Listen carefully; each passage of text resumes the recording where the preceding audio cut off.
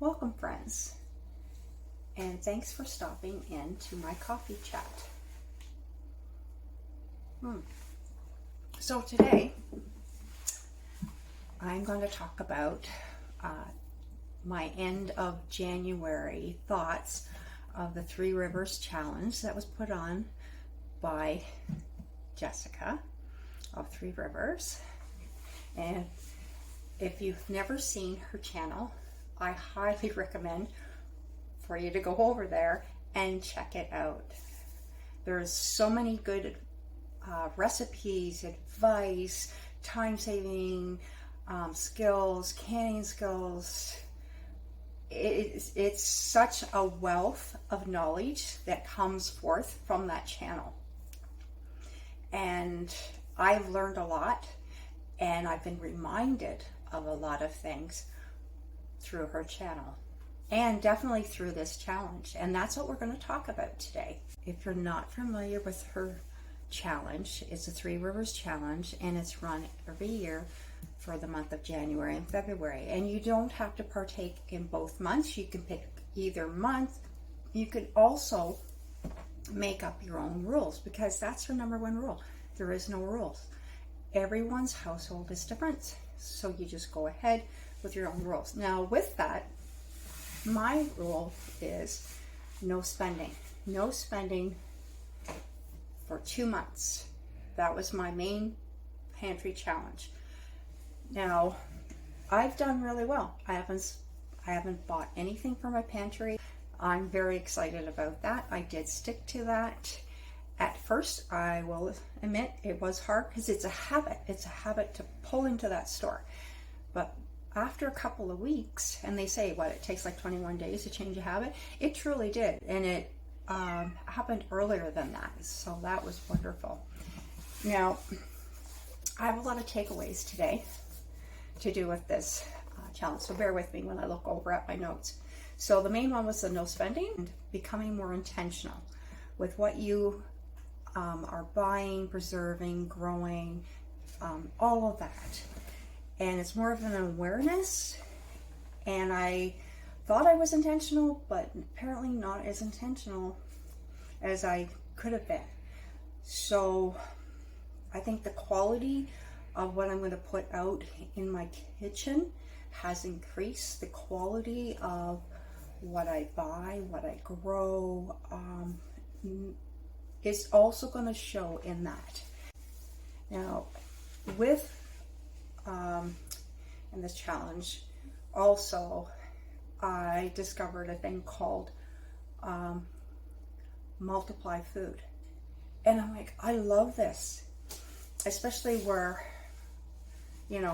I know where that saying has come from, and honoring that. So to be able to multiply my food, I have done that in some ways.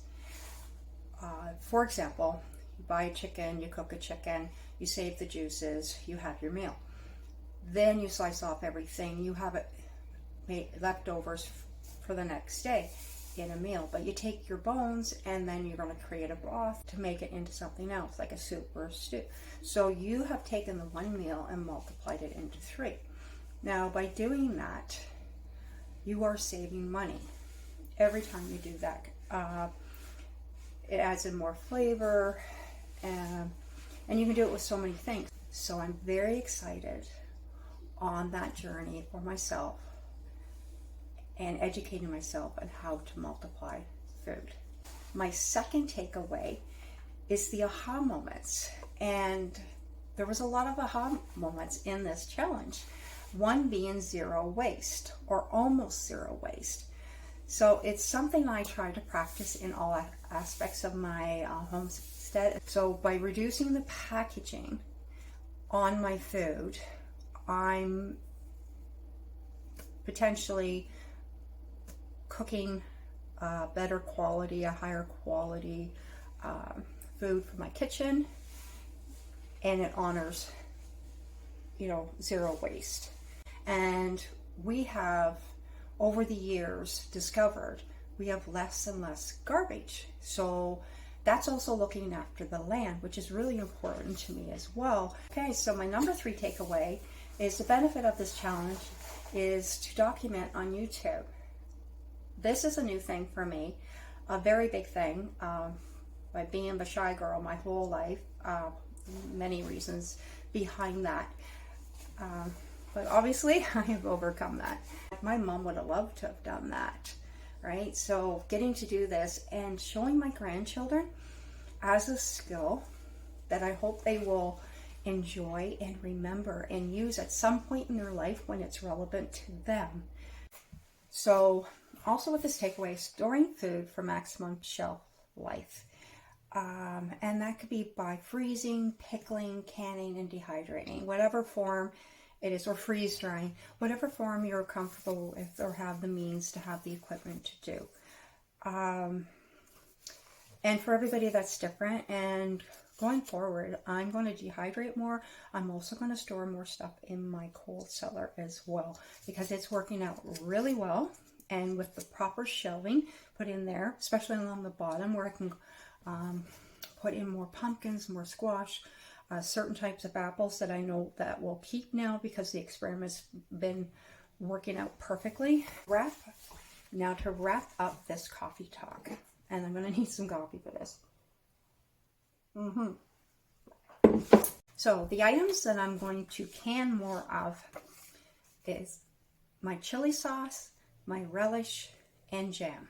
I only did minimal jam this year, and I kind of know what everybody's favorites are, but I would like to do a few more in that.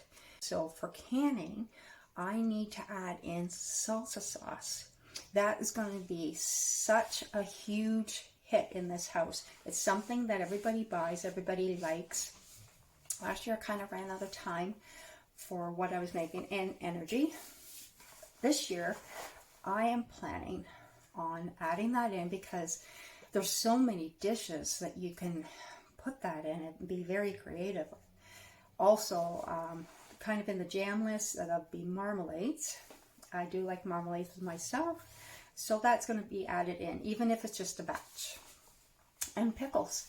I didn't do pickles last year because with the cucumbers I grew, I made a very large batch, or a double batch or triple batch, I can't remember, of what I had for relish, because I grew up loving homemade relish. So I will be adding in pickles because I do miss having homemade pickles as well.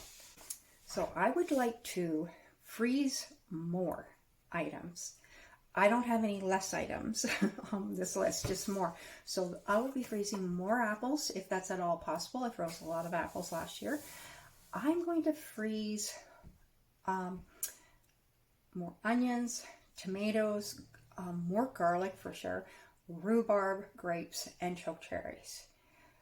I thought I had a lot last year, and I do, but I have more room now. I was getting a little worried about how much room it was going to take up, but now that I see it, I definitely have more room, especially for onions. And dehydrate more, for sure. I'm going to dehydrate more carrots, more greens, and more squash, more pumpkin, because the flavor is just amazing. And the ones I'm going to add in that I haven't dehydrated yet, and I'm looking forward to it, and dehydrate onions. I didn't dehydrate tomatoes last year. I didn't dehydrate potatoes or garlic. And that right there is just going to tick off so many boxes of what I can use and create with that. Plus, it's long-term storage, so if the hydro goes out and it's dehydrated, you really don't need to worry about it, and you still have your food preserved. Now let's talk about the cold cellar. So now I know when to go to those trees. I will be picking more apples. I will also be storing more squash and more pumpkins. So in my pantry, what am I going to do in there to change? Well, so far, I'm going to simplify my pantry. I did have, I was just looking over here at this quinoa, and I have used it for, off and on over the years. I won't be replacing it. So what I'll keep, for example, in my pantry, I will keep all-purpose flour and almond flour, and that simplifies it. I will, once I'm done with my last bag of brown sugar that I have left over from last year, I will only be buying white sugar in the future and molasses, because I can make my own brown sugar fresh for whatever it is I need it for. I am hoping I find some more items in my pantry through the month of February. Well, bye friends for now, and we'll see you later. Take care of yourselves.